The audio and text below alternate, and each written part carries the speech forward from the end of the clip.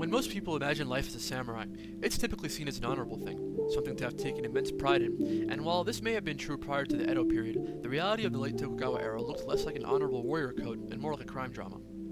It's by understanding the historical context of the time that we gain further insight into the deteriorating moral values of the samurai as a whole.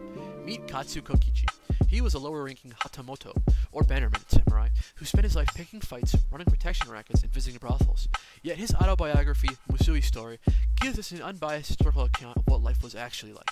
Today, we are peeling back the propaganda to see how Kokichi's chaotic life exposed a crumbling empire through three major historical themes: a broken social hierarchy, declining moral values, and total economic collapse. In Tokugawa period Japan, once placed in the social hierarchy defined what life would be like for that person. The system was designed to legitimize Tokugawa rule, often relegating educated, capable samurai to dead-end menial tasks. But it's interesting to note that Kokichi demonstrates in his autobiography that once placed in that hierarchy was not necessarily static.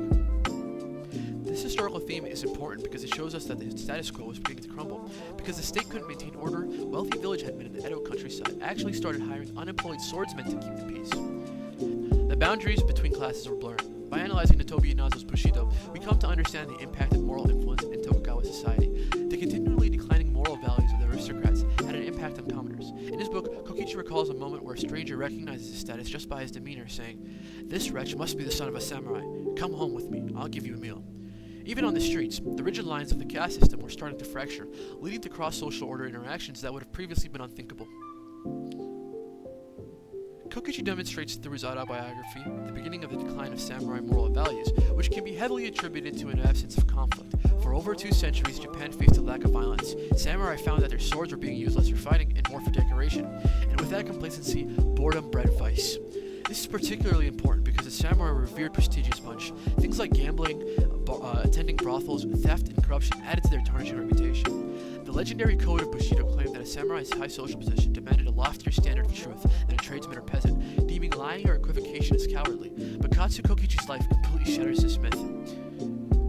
Without money, it isn't very much fun in the Yoshiwara brothel, is it? Go ahead and steal 100 ryo.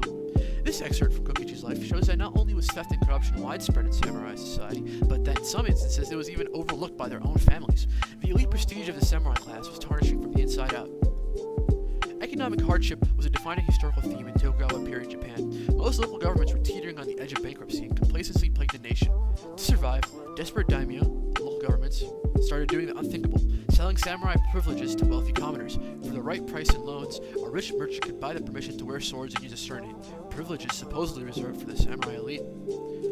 Looking back at this era of indulgence and decay, Kokichi himself realized that a reckoning was coming for both China and Japan. In his prologue he wrote, "I realized that this was true for both China and Japan.